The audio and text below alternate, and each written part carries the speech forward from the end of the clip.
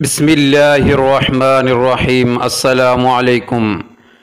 امام حسین رضی اللہ تعالی عنہ کو کس نے دفن کیا؟ جاننے کے لیے اس ویڈیو کو مکمل دیکھیں اور اس چینل کو سبسکرائب کریں۔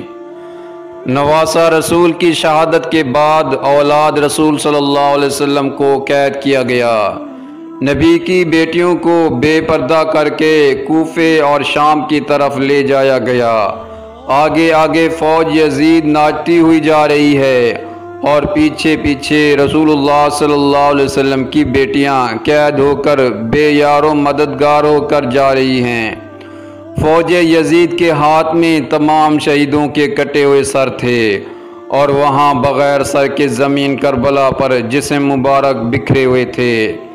تاریخ نے کہہ دیا کہ بغیر کفن و دفن کے 3 دن تک رسول اللہ صلی اللہ علیہ وسلم کے خاندان کے جسم مبارک زمین کربلا میں بکھرے پڑے تھے۔ 13 محرم 61 ہجری کو جب آس پاس کے لوگوں نے یہ معلوم کیا کہ فوج کا پیرا کم ہو گیا ہے، چلو نہر فرات سے پانی بھر کے لاتے ہیں۔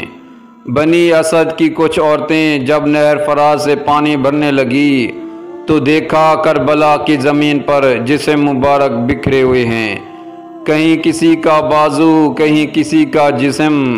انہوں نے جب اس عالم کو دیکھا تو روتے روتے اپنے مردوں کے پاس پہنچی اور روتے چیختے پکارنے لگی، اے رسول اللہ کا کلمہ پڑھنے والو، اس زمین کربلا پر رسول صلی اللہ علیہ وسلم کا خاندان تھا، شاید یزید کی فوج نے انہیں شہید کر دیا ہے، ان کے جسم مبارک بکھرے ہوئے ہیں، ان کے خیام جلے ہوئے ہیں، چلو آؤ ان کی تدفین کرتے ہیں۔ ان کے مردوں نے کہا، پاگل ہو گئی ہو کیا؟ دیکھتی نہیں ہو کہ یزید کی فوج نے قتل کیا ہے؟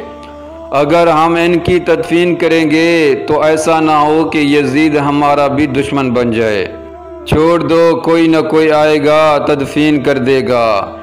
ان عورتوں نے کہا، تعجب ہے کہ تم اپنے آپ کو مسلمان کہلاتے ہو، رسول صلی اللہ علیہ وسلم کا کلمہ پڑھتے ہو اور ان کے نواسوں اور ان کی بیٹیوں کے لیے یہ محبت رکھتے ہو۔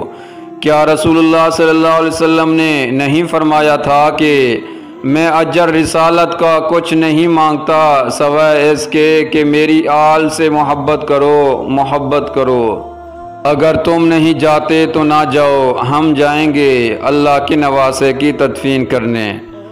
جب بات یہاں تک پہنچی تو مردوں میں سے کچھ کی غیرت جاگ گئی اور وہ ان عورتوں کے ساتھ زمین کربلا پہنچے۔ بس ان کا زمین کربلا پر پہنچنا تھا، دیکھتے کیا ہیں کہ کسی کے جسم مبارک کا بازو نہیں ہے تو کسی کے جسم مبارک پر سر نہیں۔ وہ سوچ میں پڑ گئے کہ کیسے تدفین کی جائے۔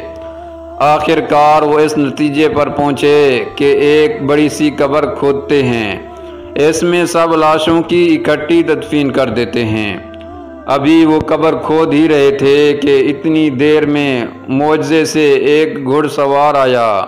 انہوں نے سمجھا کہ شاید کوئی فوجی ہے، اس سے پوچھنے لگے کہ تم کون ہو؟ تو گھڑ سوار اب دیدہ ہو کر کہنے لگا، میں رسول اللہ صلی اللہ علیہ وسلم کے نواسے کا بیٹا علی زین العابدین ہوں۔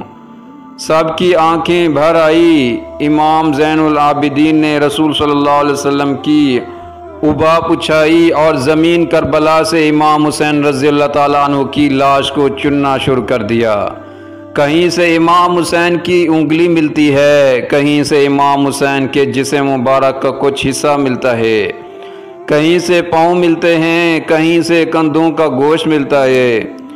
اس منظر کو فرحان علی نے بہت دکھ اور کرب کے ساتھ ایسے بیان کیا ہے، امام زین العابدین رضی اللہ تعالیٰ عنہ ان ٹکڑوں کو رسول صلی اللہ علیہ وسلم کی ابا میں جمع کرتے ہیں اور ایک جگہ زمین کو کھودتے ہیں تو وہاں پہلے سے ہی قبر بنی ہوئی ہوتی ہے۔ امام حسین رضی اللہ تعالیٰ عنہ کی اس قبر میں تدفین کرتے ہیں اور ان کے ساتھ اپنے بھائی علی اکبر اور علی اصغر کو بھی دفن کرتے ہیں۔ اس کے بعد ایک بڑی سی قبر کھود کر دوسری تمام شہیدوں کو دفن کرتے ہیں، اس لیے اس جگہ کو گنج شہیداں کہا جاتا ہے۔ جہاں سب کی اجسام مبارک ایک ساتھ دفن ہیں۔ بس جب شہیدوں کی تدفین ہو چکی تو کسی نے کہا ایک تدفین رہ گئی، یہ دیکھو ایک بوڑھا سا صحابی ہے، ان کو ہم دفن نہیں کیا۔ امام زین العابدین آگے بڑھ کر دیکھتے ہیں اور فرماتے ہیں یہ حبیب بن مظہر ہے، اللہ یہ چاہتا ہے کہ ان کی لاش ایسی جگہ دفن ہو جہاں جب بھی کوئی امام حسین کے پاس آئے تو ان کو سلام کر کے آئے۔ پھر آپ نے جناب حبیب کو تدفین کیا۔ سب جانے لگے تو امام سجاد نے کہا رکو، ایک تدفین ابھی بھی رہتی ہے۔ سب نے کہا کچھ نظر تو نہیں آ رہا۔ امام سجاد نے فرمایا نہر فرات کی طرف چلو۔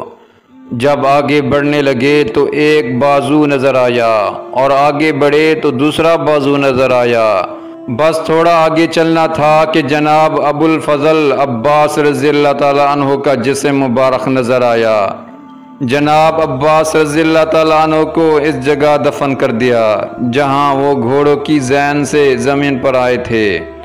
آج بھی قبر عباس رضی اللہ تعالیٰ عنہ اور قبر حسین رضی اللہ تعالیٰ عنہ ایک دوسرے کے آمنے سامنے ہیں۔ سلام ہو رسول اللہ صلی اللہ علیہ وسلم کے کنبے پر، سلام ہو رسول صلی اللہ علیہ وسلم کے نواسوں پر، سلام ہو ان غریبوں پر جن کی جسم مبارک 3 دن تک بے گور و کفن رہے۔ اس ویڈیو کو لائک کریں، شیئر کریں اور اس چینل کو ضرور سبسکرائب کریں۔ جزاکم اللہ خیرہ۔